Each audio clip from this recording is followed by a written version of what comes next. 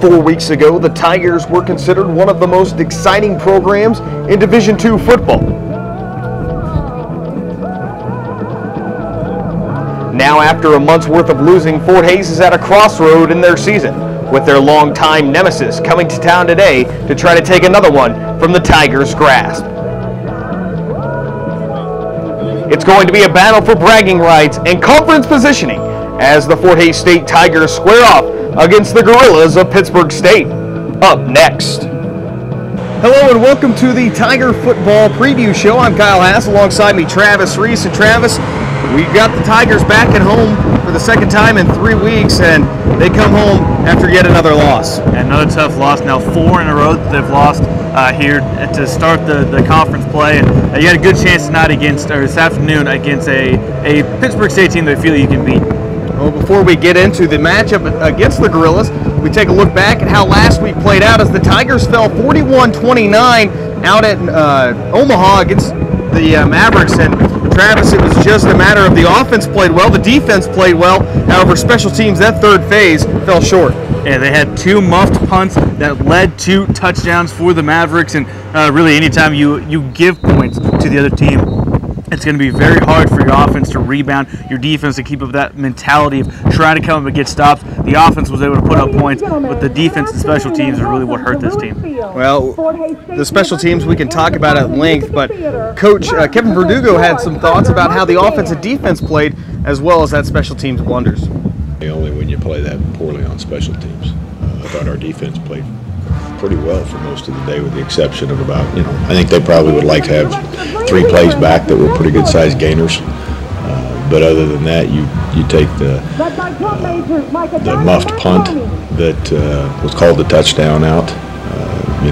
You take away the punt block, which gave them points, and then you take away the 95-yard kickoff return after a bobbled catch in the end zone that set him up for a touchdown. I mean, I thought both offense and defense played fairly well.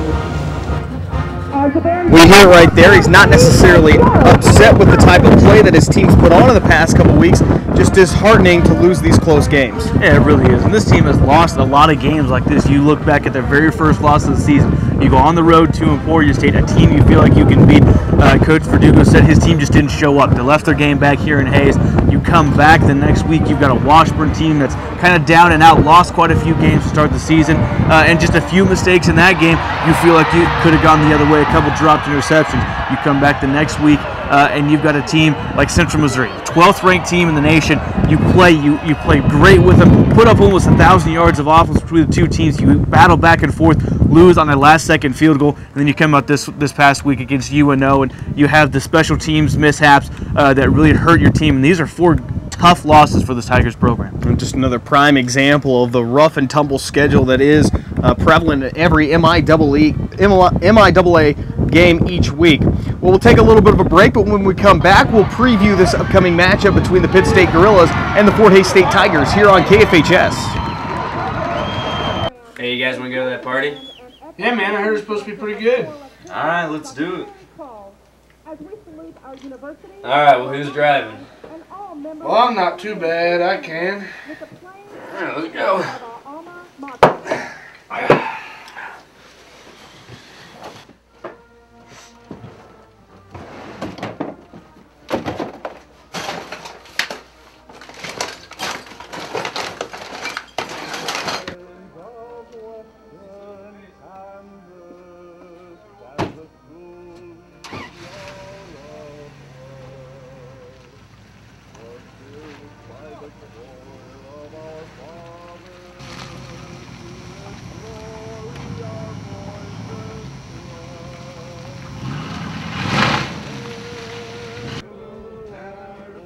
Watch out! Now, would that have happened if they would have had a sober driver? The INT department here at Fort Hays State University really is a great department. It has a lot of hands-on experience, and it really is something that you can relate into anything from broadcasting and into even films. I came to Fort Hays State University because it was close to home. It's an easy drive every day. It was also really affordable. compared to other colleges. My name is Brady Chrysler, and I'm a junior here at Fort Hays State University.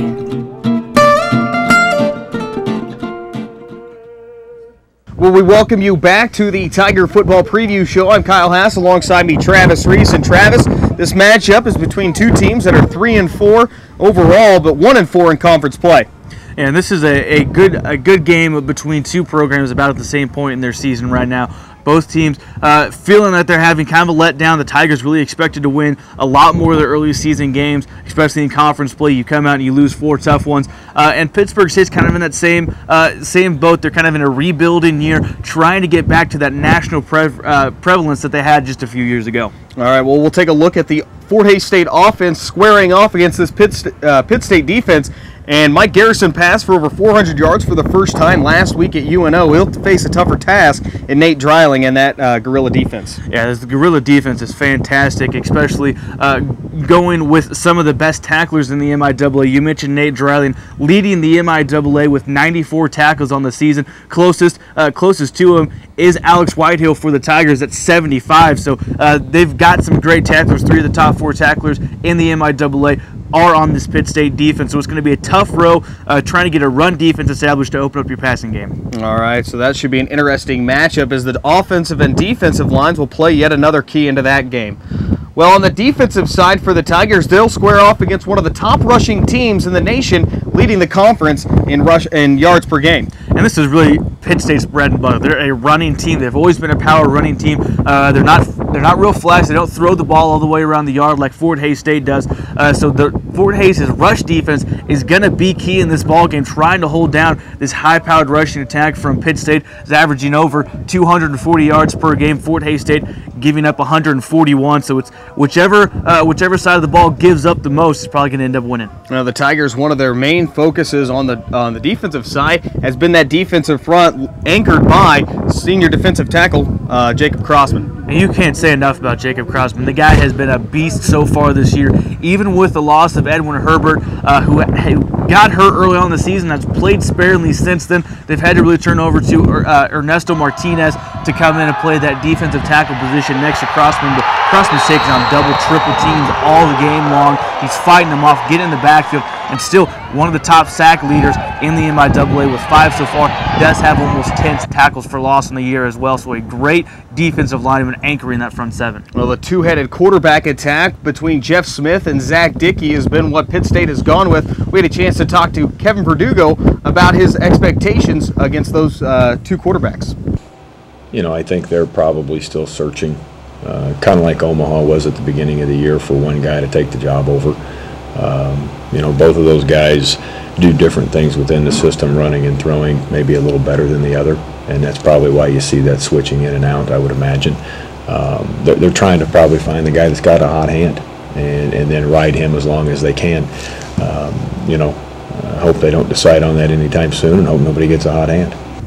Well, Travis, you hit it right there. He's just going to try to hope that the one with the coldest hand is in the game for him, and this is a big game for him necessarily.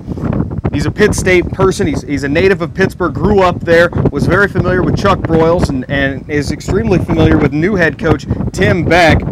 This is bigger than that, though, as the Tigers need to win this and win out the rest of their schedule just to have another winning season. Yeah, you've got to start looking at this season now from here on out. You've got to win almost every game. You still have a very tough game coming up against Northwest, defending national champions. But other than that, you feel pretty confident in your chances to win almost every other game as the season goes on. And as you talked about, Kevin Verdugo, a Pitt State guy, this is one of his biggest games every year. You always want to beat Pitt. It's one of the biggest in-state rivals for Fort Hays State. So it's a huge game, and they're going to have to try to come up with a way to stop these two quarterbacks, as you mentioned before. Well, there's plenty of recruiting implications as well as in-state bragging rights, and we get to our third point, and that's the phase that's hindered both teams. Last week, it was Pitt State falling again because of a missed extra point, and Fort Hays State falling because of the many blunders that they performed on special teams. Really, who has the advantage when it comes to that side? You've got to look at, I think Fort Hays definitely has the advantage as far as the kicking game goes. Tyler Kimbrough, a very accurate kicker, 7 of 12 so far in the season in extra points. He's only missed a handful, if that, of the extra points, 7 of 12 on field goals, excuse me. But he's a very accurate kicker, has a big leg. We saw him just a few days ago in practice kicking 50-yard field goals with still about 5 yards of extra room behind the uprights to get there.